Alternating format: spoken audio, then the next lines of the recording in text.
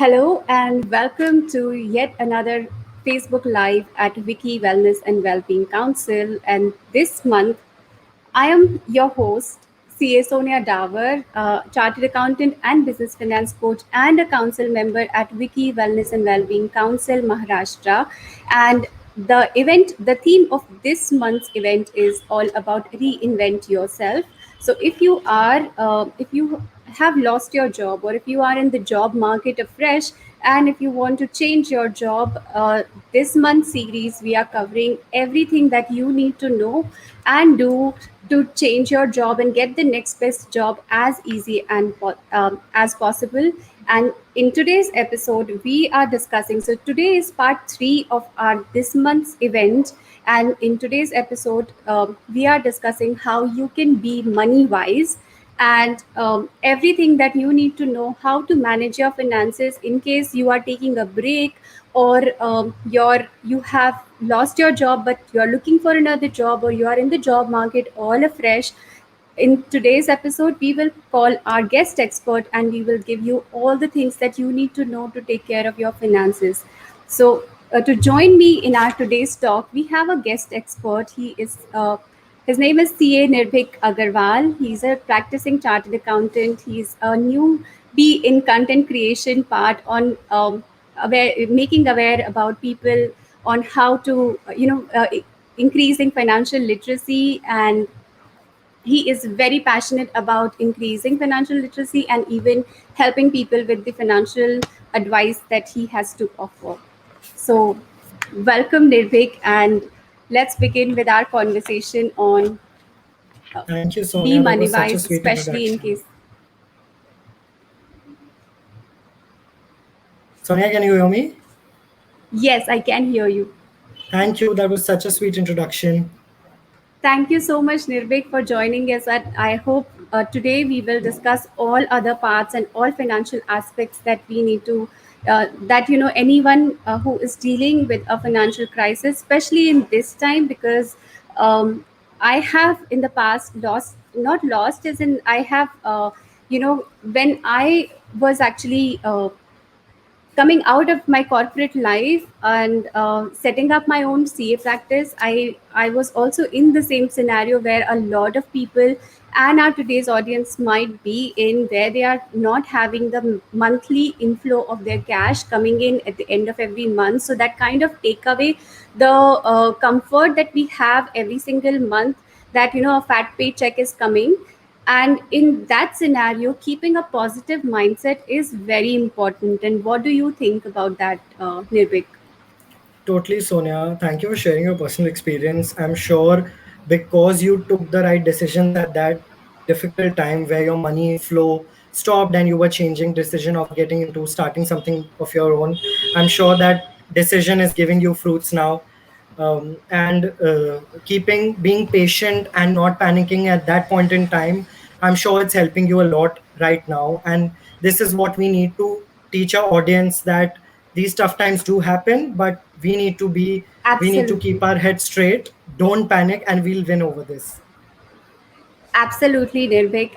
In fact, I mean, I would stress upon keeping ourselves positive, especially in this time when typically our mind would get to the negative thoughts, that why I am in this situation and why I have to, all the kind of negative thoughts come in, and it basically also comes when we tie our value with the job title that we just lost, or we are True. kind of in the transition phase.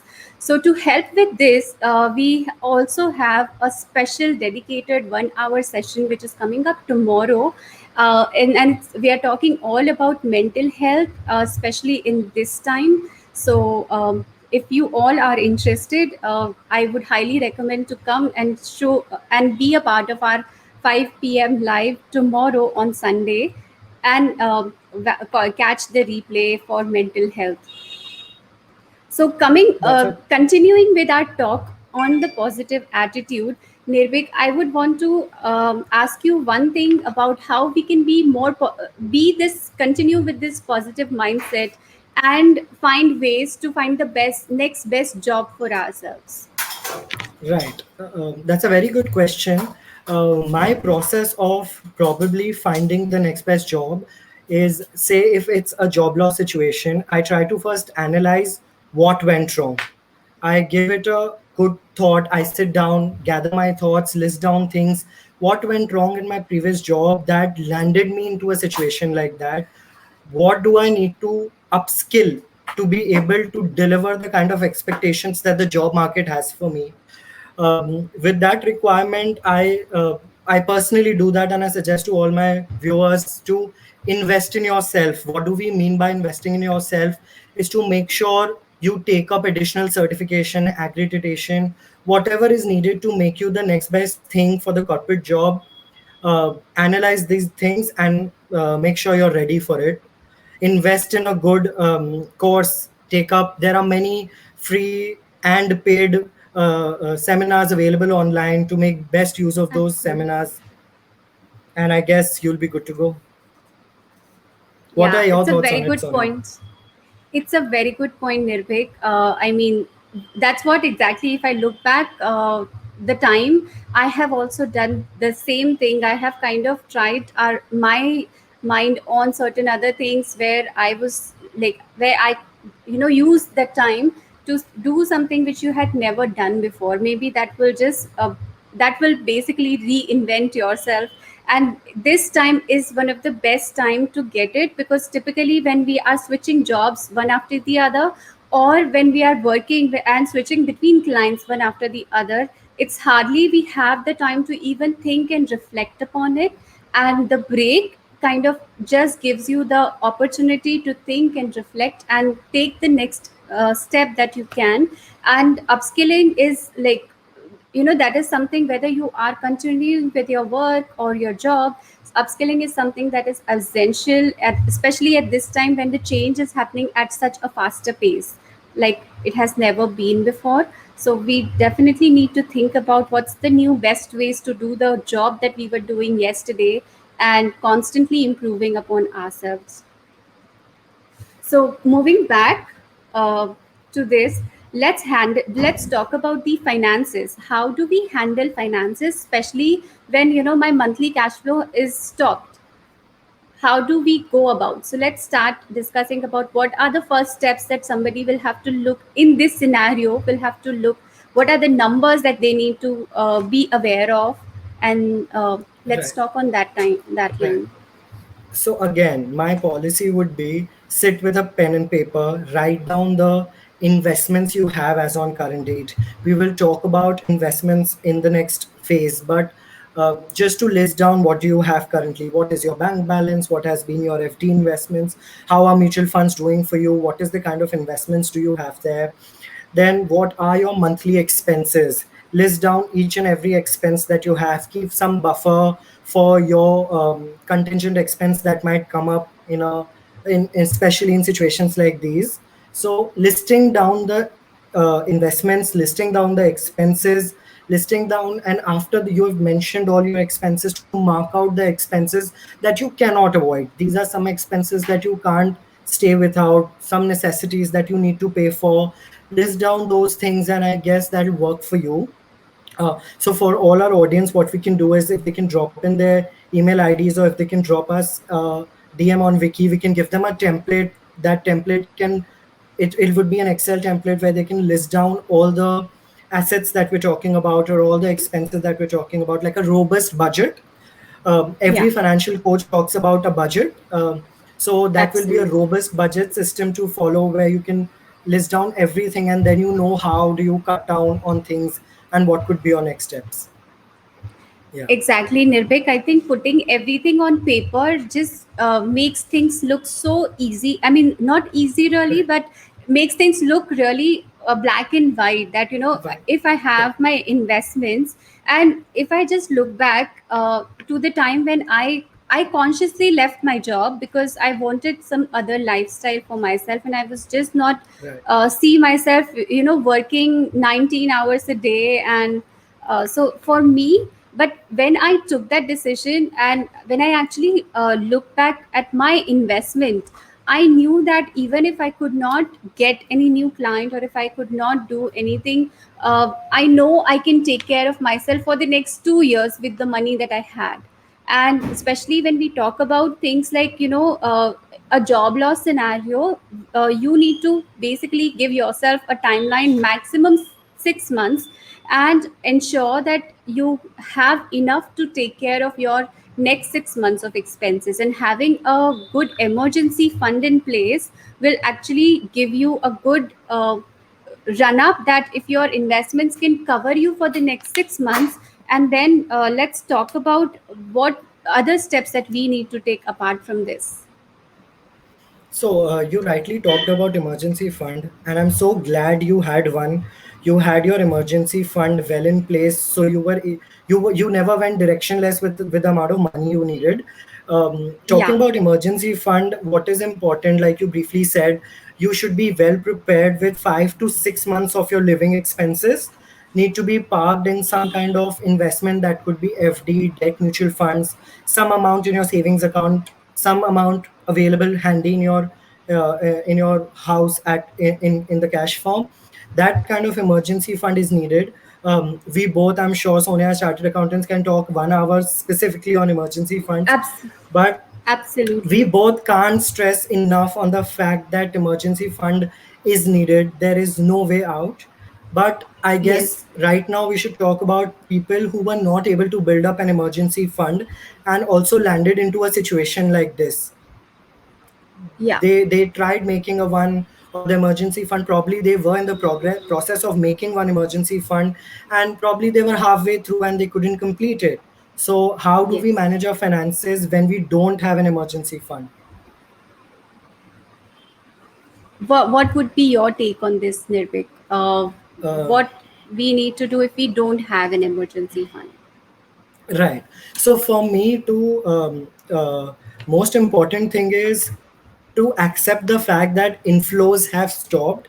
Outflows will Yes. never stop. There will be certain Exactly. amount of outflows that you and me can't manage Yes. without spending those kind of expenses, like probably your groceries, your electricity bill. These expenses need to have. So what we need to first do is Yes. acknowledge the fact that inflows have stopped, but outflows will not stop. So three ways to look at it is probably arranging alternate sources of income, cutting Yes. down on expenses, or Hmm. probably picking up debt. These are the three ways where we can build up our revenue stream or our expenses if we don't have an emergency fund. These are the three alternatives that I look at, and we will talk about all these aspects well in detail. Uh, so I guess we should That's very start good with points, Nirvik. right, right.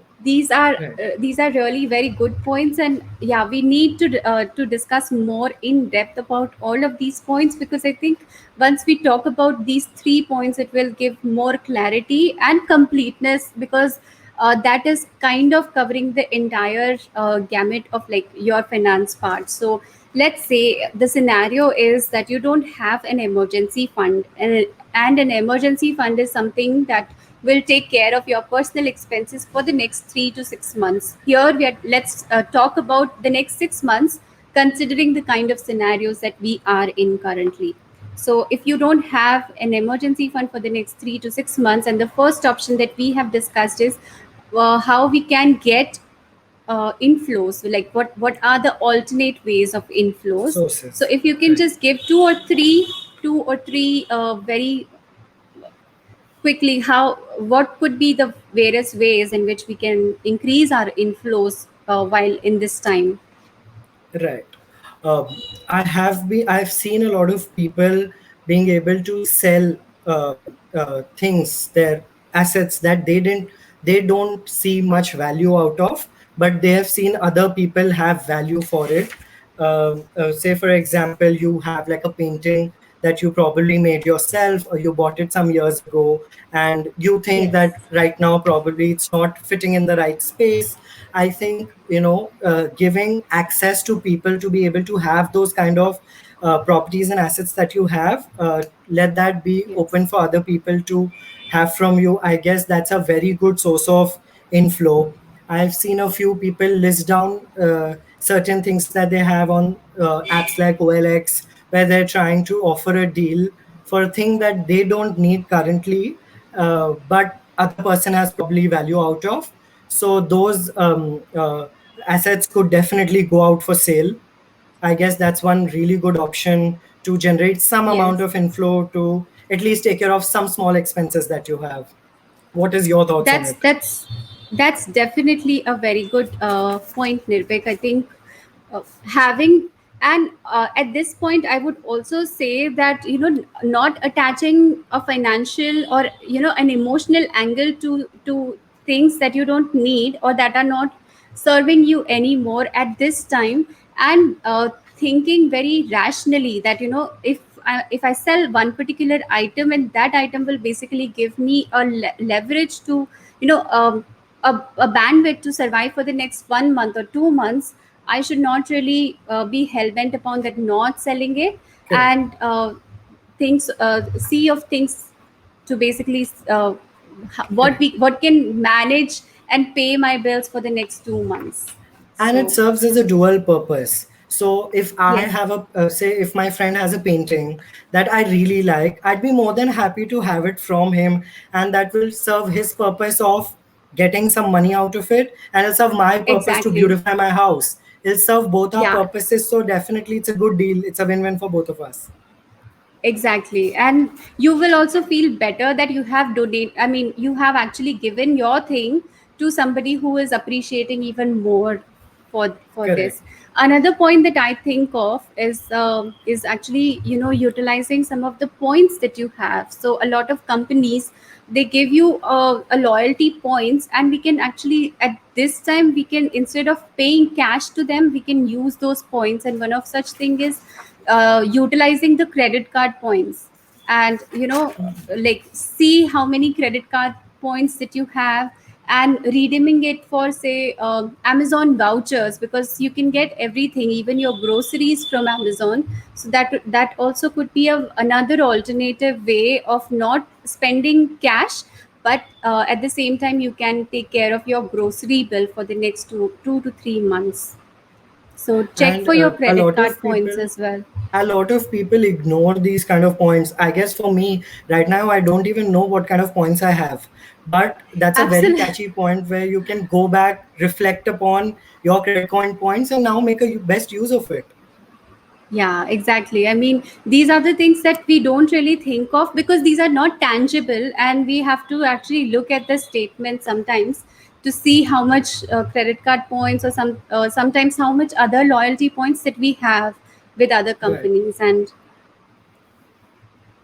so now that we have spoken about inflows, let's speak about other outflows. Uh, how we can adjust our outflows so that we can survive. So let's start also thinking about downsizing, and how do Right. we reduce our cash outflows? So the best way to do it is you can't reduce until you know your expenses. So list down your expenses, acknowledge those expenses, and then probably think about an expense. What is the importance of that expense? Can we postpone those expenses? There are so many Exactly. times when I tell people probably cutting down an expense probably is not a solution. Probably sometimes just postponing that expense serves you. If you're able to postpone an expense, say for 3 months, I mean that'll be a great thing, because then probably in next 3 months you have a job, and you can Yes. now are open to using your money effectively. You don't have to stress upon each penny that you're spending. But that's Yeah. such situations are important in current point in time when you don't have a job. So probably postponing some expenses does make sense. If you see, once you have analyzed the market enough, if you see that, oh, I am right now in a situation where it'll take some more time for me to land into a job, or probably if this is a break for you where you've taken a sabbatical for say like 6 8 months, where you want to revisit your thoughts, revisit your employment, it makes complete sense to probably even shift in a smaller house. uh, if Exactly. you're right now just downsizing your standard of living a bit, moving out. If you are living separately from your parents, probably moving back with them in could be a great way to save some bucks. Yeah, that would. shifting houses, moving into a smaller house. All of these, Yeah. all of these small money will count. Exactly, Nirbhik. And again, I would say that sometimes in reducing our lifestyle, we really associate with our emotions, and we don't really want to do Correct. that because that would make us look very small in the eyes of other people. But I would really want to emphasize on the point that you are the ho- you have to take care of your own finances. Nobody else will actually come and pay your True. bills. So never shy away from downsizing if you are going through a tough time in your life, because life is actually up and down, and when you are not in the best phase of your life, you don't want to have any expenses only for the sake of impressing other people. And there is no shame in actually going back and living with your parents again, or moving from a bigger house to a smaller house only for the time being that you need to take care of your finances really well.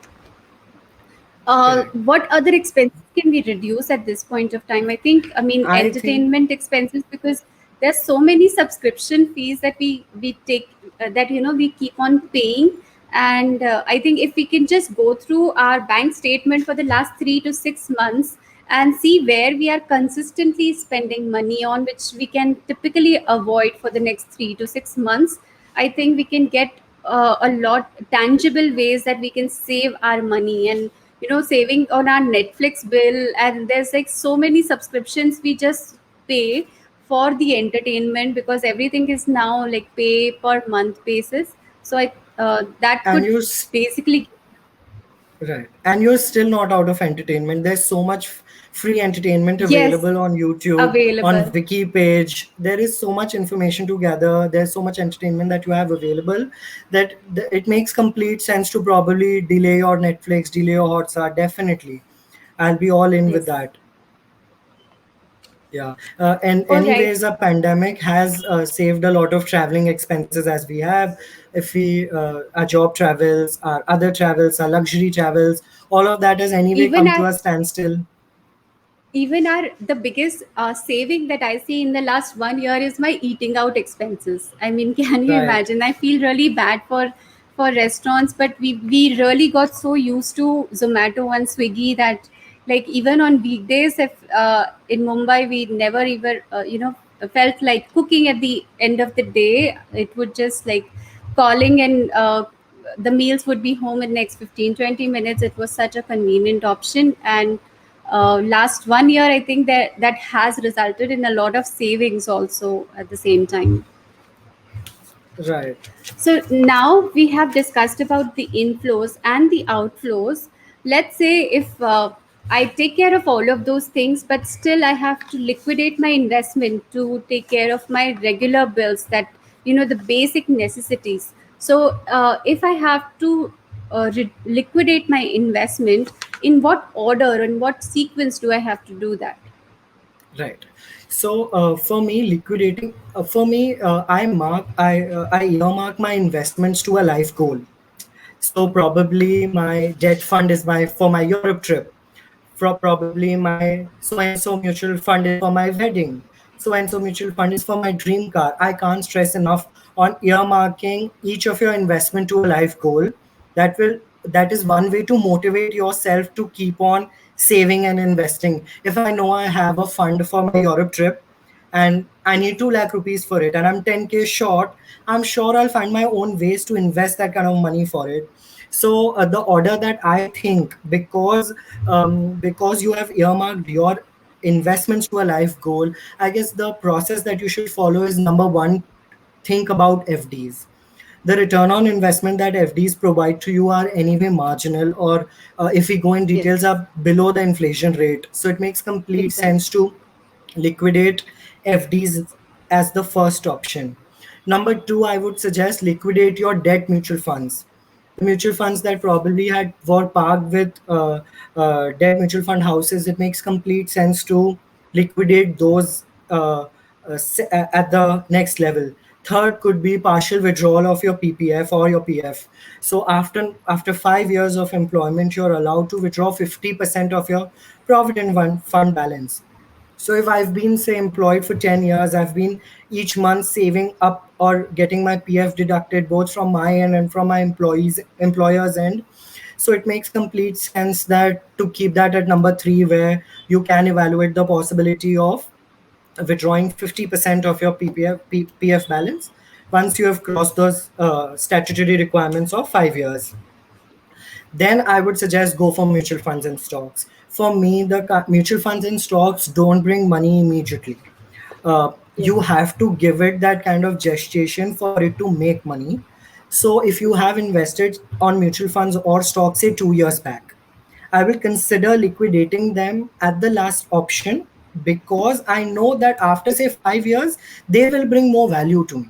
And right now, we all understand job loss, sabbatical, break, all of these are temporary things. You're doing that probably for a switchover, for a change, but they won't last forever. So Exactly. things that are for your long term, mutual funds, stocks, they'll bring you money sooner or later. So don't liquidate that for something as short term as losing a job, say for next 3 months. You will end up getting a good job into next 3 to 5 to 6 months. So don't liquidate investments that you've been saving for, like, say, 5 years. I would never do that. I would try as much as possible to delay liquidating mutual funds and stocks. So summarizing it, one would be FD, then would be debt mutual funds, third would be partial withdrawal of PPFs, and fourth would be mutual funds and stocks if it gets to that.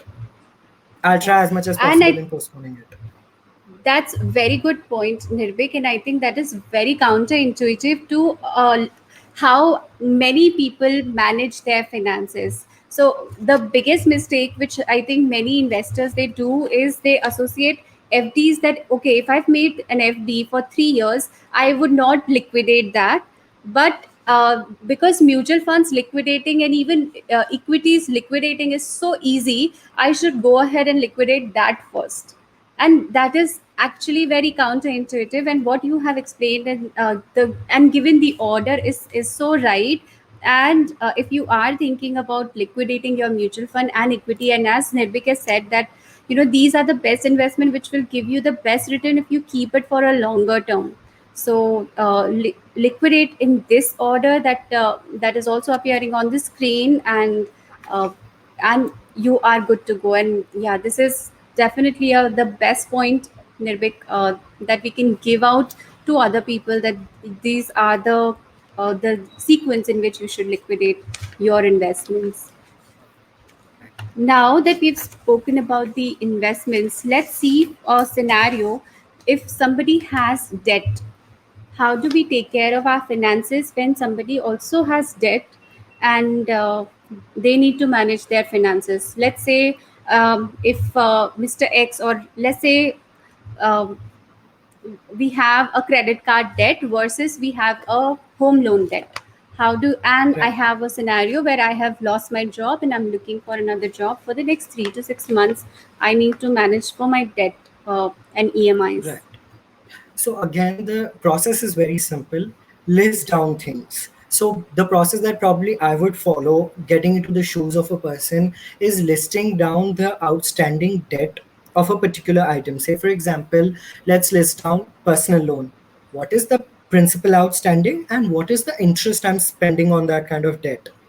Number two, what has been my credit card outstanding and what is the interest that I'm paying on that? What is my house loan? What is the interest I'm spending? So the hierarchy would be very simple. You need to start repaying that debt, which comes with a higher interest cost at the first moment. Because if you don't do that, you will end up into a debt trap. We all wouldn't want that for anybody, because these are very and getting into a debt trap and getting out of it is the most challenging part about landing into such trouble. The CIBIL score goes for a toss that has an Yeah, impact till perpetuity. You can't reverse that aspect. exactly. So listing down your debt and then probably starting with the debt that boasts the highest interest cost, you start to paying off those debts first. uh, there could be some scenario which I would look at is not just repayment of debt, but probably even getting new debt. There could be some people who are evaluating the possibility, say emergency fund भी नहीं था, investments भी liquidate हो गए या investments भी उतने नहीं कर पाए जितना रिक्वायरमेंट था. So what next? There could be some people who are evaluating to take up new debt just to pay off these emergencies. So I guess one option to one way to take up debt at a good interest rate is the lap margin that you have. Banks usually finance, say I have a 1 crore house. Bank usually finances 85% of that house as your house loan debt. Say it comes to 85 lakhs. And now I see that, oh, my current outstanding to my house loan is only 65 lakhs. So I immediately see 20 lakhs as a buffer there. 1 crore का घर है, 85 lakhs is Yes. the maximum eligible debt. My current principal outstanding is only 65 lakhs. So I have that 20 lakh gap that I can explore to be able to Yes. pay off such situations. And the plus point we have here is LAP comes with marginal interest rates. If a housing loan is Yes. available today at 7, debts are available anywhere between 7.5, 8, 8.5. That's a very good interest rate to probably evaluate for a LAP. LAP is a loan against property. So you Yes. mortgage your Exactly. property, you understand the margin between it, and that margin you can use in these times. Yeah, And I guess it'll work for you. yeah, that's a very good point, Nirbhik. I would also like to add here that if you have a credit card debt, and let's say you have a credit card debt and you have also an investment, I would suggest that you pay your credit card debt completely rather than paying 36% interest, especially when you are anyway, downsizing other side of your life. So this is one expenses which you don't want to incur, and you don't take off any credit card debt at this point of time. I would also want to discuss, Nirbhak, what is something that we should completely avoid in this scenario. Taking a debt, especially when we don't have our investment or our emergency fund. A lot of time, people may tend to get a credit card debt or any other debt as well. So, what are the things that we need to completely avoid in this time? Right. So I would suggest taking up debt is a complete no-no. You can evaluate taking up, say, like I said, like a housing loan debt. जो आपका lap का margin है loan against property का, you can definitely evaluate that. But in such scenarios, because you're thinking about so many other options, there could be some possibility where you're introduced through something called as personal loan. It is a complete no-no to get into a personal loan situation, because when you don't have a job, these NBFCs try to make money out of these situations. They have that kind of risk appetite. They know that, oh, Sonia as a chartered accountant, she will get another job in the next 3 months. So 3 महीने के लिए भाई उसको personal loan लगा दो और वो 36% में I have Yes. seen 42% of personal loan interest rate, 42%. So that is Yes. a complete And these no-no, are, getting into personal loan. yeah, and these are, I mean, even like a normal basis, also, you tend to get a lot of calls, especially during pandemic, that, do you need loan? You have a pre-approved loan. So, as like Right. you anyway have to be very savvy with dealing with people and taking unnecessary loan. And if you can Right. avoid, then I would suggest that as much as possible, you should definitely avoid taking loans. Right. And specifically personal loans and these kind of loans, which are usually these companies are waiting for people to get into trouble like these and make money out of it. Yes. Absolutely. These, I mean, It if you use this scenario, like for example, a credit card, if you use it wisely with discipline, that every month you are paying the full amount, no matter what, that's the only time that you should take a credit card. But if you don't keep that discipline, that you kind of overdraw or you convert things into EMI, that's when you will fall into trap. And I mean, I would completely avoid such scenario. And and then it is a catch 22, like you said. Credit card swipe कर दिया, अभी तो पैसे देने नहीं है, जब देने होंगे देखा yes, जाएगा. So that mentality needs to change. And specifically in these times, if you're able to build up a discipline, credit card is a great thing. But if you don't have that yeah, discipline, definitely credit then card, personal don't loans, even take try. that. Try to, as much as possible, stay away from it. Exactly, exactly. All right, so shall we look into some of the questions or Sure, Sonia.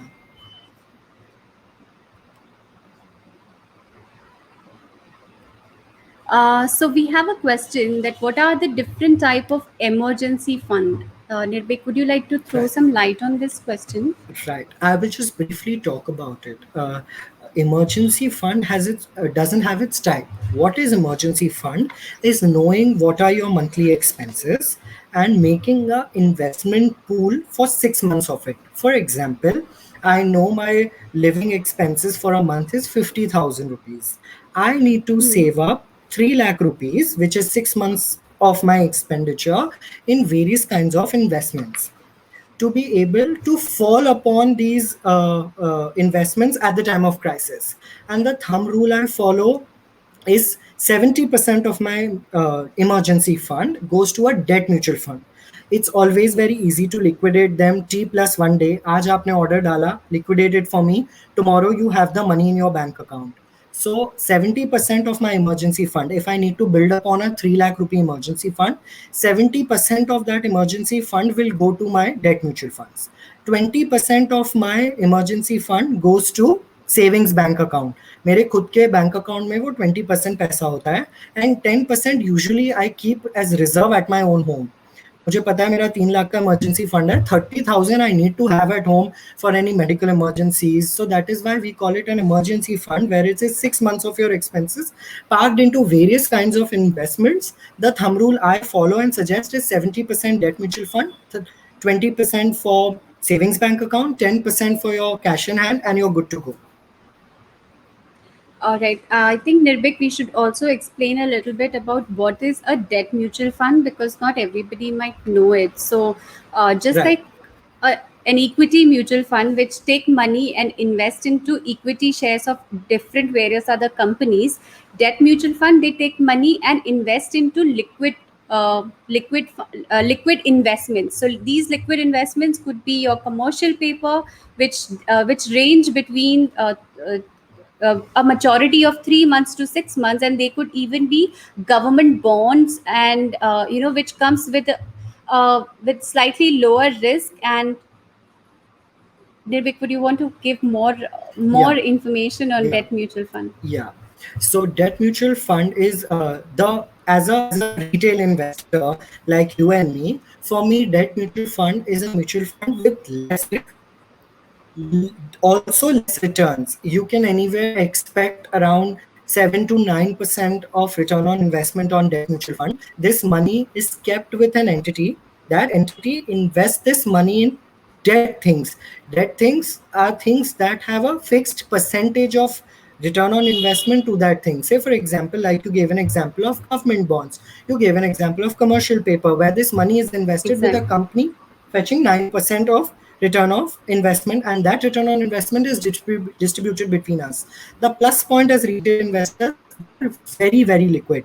आप अगर आज 4 बजे से पहले आप अगर अपना debt mutual fund cell करने के लिए you give an instruction to the system, by the next day you will have your funds available. In case of equity mutual fund, it follows a T plus 3 concept where the money is received in your bank account in next 2 to 3 days once that action is punched. In debt mutual fund, that money is readily available for you even tomorrow. If you punch the order before 4 o'clock, you have the money with you tomorrow. So that is the way debt mutual fund work, and that is why they're good funds to invest. They give more returns than FDs and still have the same kind of liquidity like FDs. So for me, Exactly. FDs as an investment is always a no-no. So I replace FDs with debt mutual funds. Same, Debt mutual a fund. little better, return on investment and same kind of liquidity. Yeah, and I would also want to put one more point that investing in debt mutual fund is as simple as sending out a message, and redemption also is as simple as sending out an SMS to the companies that I want to Right. redeem this much amount and the money comes into you. So it's not really difficult, it's very easy, and you just need to set it up once. And then anytime you Right. want to send money and invest into a debt or a liquid mutual fund, you need to send a SMS and the money gets invested, and for redemption you need to send a SMS to redeem and the money comes back into your account. I think many people Right. don't know about this, and it's a Right. very good way of investing money. We have another Right. very good question. Should we stop SIP? What are your thoughts Wait, sorry. on it, Sonia? I would suggest that as far as possible, we should not stop the SIPs. If my finances does not permit that, I don't really have any money to pay for my rent, then let alone my SIPs. In that case, only I would suggest to stop SIPs. But in any other scenario, I would not suggest to stop SIPs, because that's like, I totally agree to this. अगर कोई और option नहीं है, so probably yes, stopping SIPs. Otherwise, as much as possible, you can probably, like how I deal with this is, if I have like a 15,000 SIP, I will stop some parts of it. But say my blue chip SIP investment, I'll try as much as possible to continue it, because I know that the compounding effect on that blue chip SIP will be available if I invest consistently.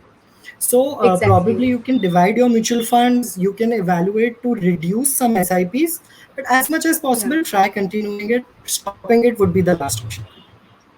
Yeah, we can even, I mean, if you have two or three different SIPs running in, I think continuing with the equity option is better.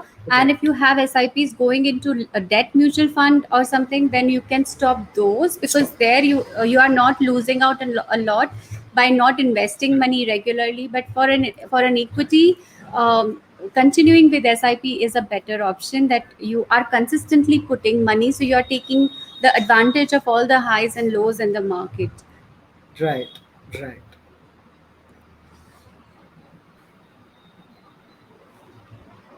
Can you help me how to plan best for health insurance? That's another very good question that we've got. So many people in this scenario, consider that, okay, especially when I don't have my job and my money, to take care of myself for the next 6 months, we tend to forget about our insurances, and which is kind of very important right now. So I would really love to see what you think about this, Nirvik, and Right. I can add. Uh, so health insurance and your term insurance cannot stop. These are for your bigger, these are long term for you. You are saving up your term insurance in case anything wrong happens to you individually, to support your Yes. family in such kinds. That is what a term plan is. The term plan and health insurance are things that you cannot stop, because they are for bigger aspects in life, and job loss is a temporary thing. You don't want to spoil your future life, future term plans, just because for those 3 months you were not able to pay off premium. So health Yes. insurance and term plans, definitely try as much as possible to keep on paying the premiums. Yeah. Do you want to also touch upon the term insurance and other insurances a little bit? Right. So, what is a health insurance? You pay a certain amount of premium, and if anything happens to you in terms of medical illness, those expenses would be taken care of by the insurance company. Say, for example, if I'm paying 5,000 rupees as a premium, I get a cover of, say, in a normal scenario, 5,000 of premium at my age. I'm just 25, so my cover is around 7 lakh rupees. So if I go Yes. through a medical illness, 7 lakhs worth of my bills would be taken care of by the insurance companies. So a lot of people have realized the value of insurance, and mainly health insurance in COVID times, whether the bills are running into lakhs of rupees. A good robust health insurance can bring a lot of value. So an insurance that take care of your medical bills is called as a health insurance. What is a term plan? Term plan is you pay a certain amount of premium to be able to build upon a corpus. If say some accident, some illness, maybe I lose my life, so my dependents in my family, my parents are dependent on me, they can get a good corpus. It is like a compensation of the income that the person was generating, is a term insurance. If something wrong happens to me, if I'm saying paying a 50,000 rupee premium and I take up a Hey Nirvik, I corpus of say think we have 50 lakh. lost the connection. Can you hear me now? Yeah, you're back. Yeah, I was saying that if I'm spending, say, 50,000 rupees as an insurance premium for my term plan, and if I get a cover of, say, 50 lakh, 60 lakh rupees, if I lose my life, my family dependents will get that corpus from the insurance company. So their life could continue like how it used to be. At least they would definitely have a lot of emotional baggage, but they wouldn't be worried about the financial aspects. Term Yeah. insurance tries to compensate for the future earnings that I would be making, and they would compensate it. So that is what a term insurance is. Another point that I would like to cover here, Nirvik, with respect to health insurance, many people, when we are doing job, we consider that our employer is providing health insurance, so why should we take it? Which is very again counterintuitive, the way that a lot of people manage their finances, and we highly suggest people that you take your medical insurance irrespective of whether your employer provides it. So it definitely saves you Right. from this scenario where in between jobs, if you don't have anything, but we are still in the middle of pandemic, we are still in the middle of a lot of high medical expenses, and it takes care. And if you don't if you're not using it, first you use your medical insurance that your employer provides. If you're not using it, you're definitely building up on the bonus of like not using this insurance, so you're increasing the cover year on year by not using your health insurance, so which is also a very good Right. point. I think that it, Sonia, it that makes it actually complete comes as an sense. essential expenses these Right, days right, that right, we need right, to. right. A lot of people think कि मेरी company ने insurance लिया हुआ है, I don't need to worry. You need Yes. to read the terms. Number one, the company insurance, you need to read the terms. Do they resonate Yeah. with the situation probably that you have? Number one. Number two, it complete makes sense to have an add-on health insurance for you, just because probably if you're switching up a job and if the other company does not provide a group insurance, at least you have one from the start. So it makes complete sense. Yes. Even if your employer has a group insurance, you take some cover for yourself otherwise separately from your Yeah. group insurance. Exactly. How best to plan for children's education? I guess this question is not with respect to a job loss situation. We'll talk about that. Sonia, I lost you. Can you hear me? Yeah, I can hear you. Your screen seems frozen.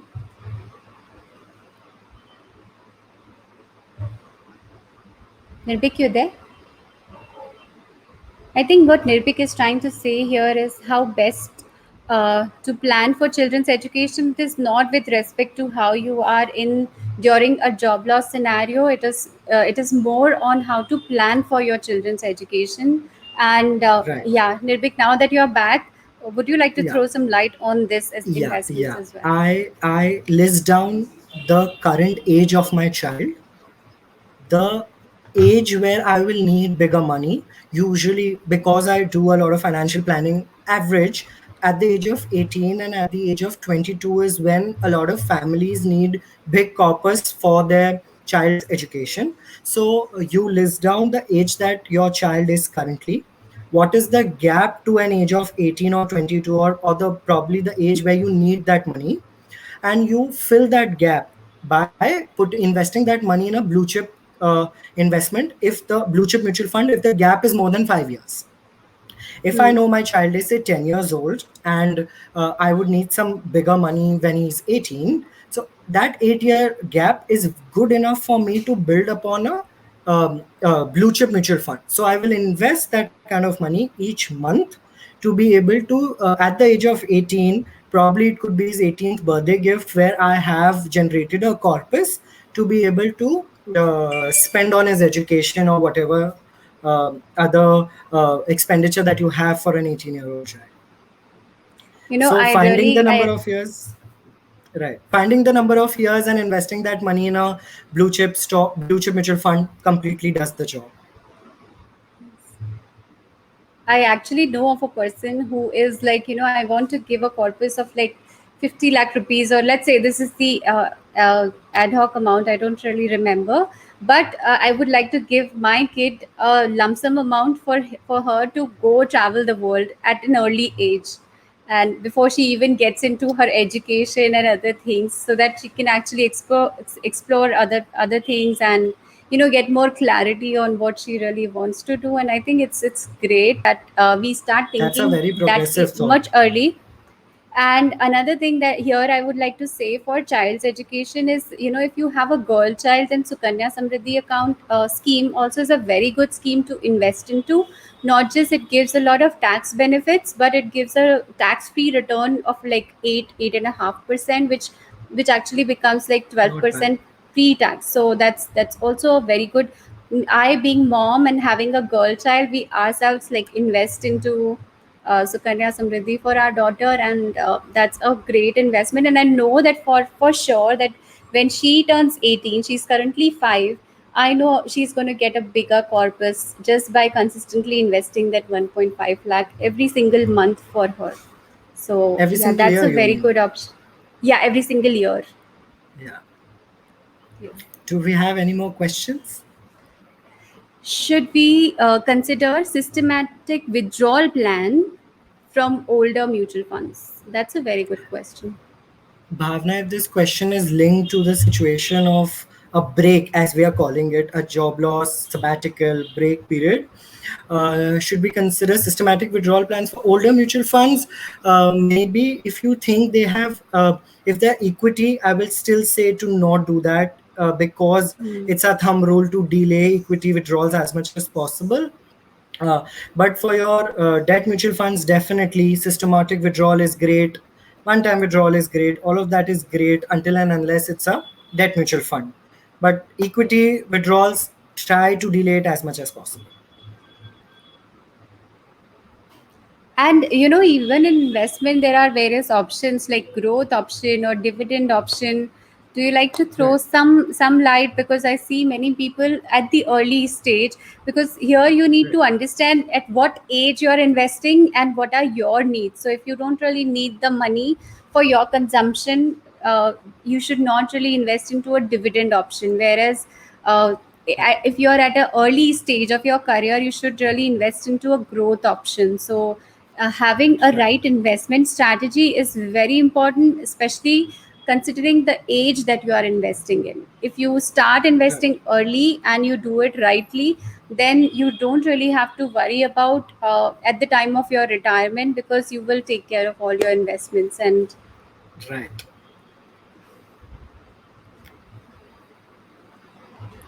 Do so, we would have you like any? to add anything to it? There's a question that Yeah, we says, could have. you give some takeaways for youngsters? Yes. Uh, that I would have given my younger self. Number one, it will be all right. Stop stressing so Yes. much on silly things. It will be all right. Just give it time. Number two, start investing. If I was investing, say probably at the age of 18, I think the corpus I would have generated out of by this age would have been exceptional, because as we understand the effect of compounding, the more time you give it, the bigger it grows. So I stress upon to it a lot of youngsters that it's not as much as the amount that you're saving, but the habit that you're creating. You're getting a Exactly. 2000 rupees stipend, it's okay, save up 200 rupees, save up 500 rupees, but get into the habit of saving. So it's a lot more easier when you're at say 25, it's a lot more easier to it's like a habit that अरे हाँ 50,000 आए हैं 10,000 तो save करना ही है. So that habit is important. So I would suggest to all the young audience and to my younger self also that don't stress. Number two, try as much as possible to start building upon the habit of saving, and you're good to go. Yes, I would also add to it that, don't just save, because I have seen many females and many people who have just, hoarded the money in their saving account but not taken the step to really invest it.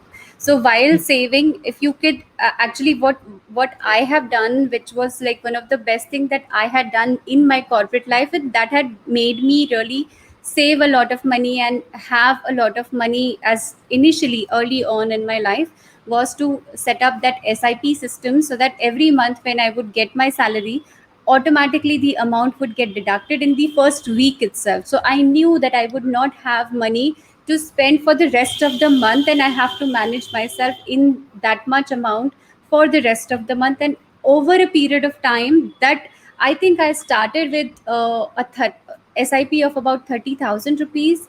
And over a period of time, when I actually saw that the money was actually becoming more than 10 lakh rupees, I was like, how in the world? I mean, that, the money, the small amount that I was saving, it resulted into a bigger savings. And not just that, I mean, with that saving, I was able to travel alone and do a lot of other things, which you might not have done it if that thing was not automated.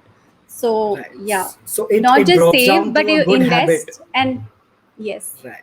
It drops and down make to it, creating a make habit it of right, automated, right, so that you don't really right, have to think and take a step. It's just like, right, if you could automate exercising, then that every morning you would not have to go to the bank and then transfer the money to this investment, because right, at right, every stage that resistance come, and you want to avoid the resistance to come in such a scenario. And that's a if you can great point, automate Sonia. these things. I'll also add Yeah. on one aspect that automate this first. खर्चा करने से पहले अपने investment start करो. I call this paying yourself Yes. first. Your salary Yes, gets credited absolutely. on 5th. 7th is when you make those investments and clear that off. You don't want to Absolutely. invest the residual. Pay yourself first. जैसे ही पैसे आए उसे invest कर दिया. बाकी जो पैसा बचा you have to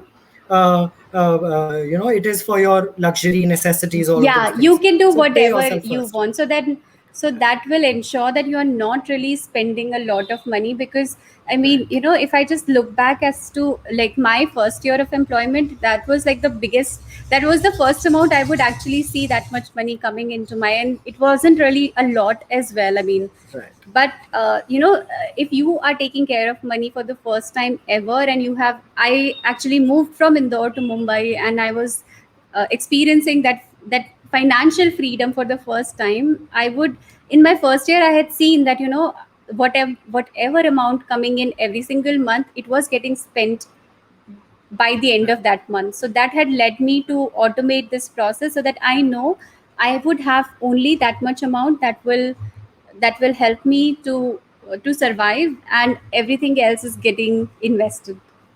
right. Thank you, So Sonia. we have It was an insightful conversation. Thank you for having me. I really enjoyed this conversation, and I hope Yes, we answered the questions that were available with us. And I hope this session was really helpful for people who are yes, dealing in this scenario. I would highly right. recommend to stay positive, especially in this scenario, and also attend our tomorrow's live, where we will discuss about mental health. Right. Thank you, Sonia. Thank you for having me. Thank you, Vicky, Maharashtra Thank you Wellness and so much. Wellbeing. It was a Thank pleasure talking to you guys. Thank you so much, Nirbhik, and I hope we will see you again in one of such Yes, topics when we discuss in the future. definitely. Awaiting your invite. Thank you, thank you. It was such a Thank you. awesome having a discussion. Bye. Thank you, guys. See you. Bye bye.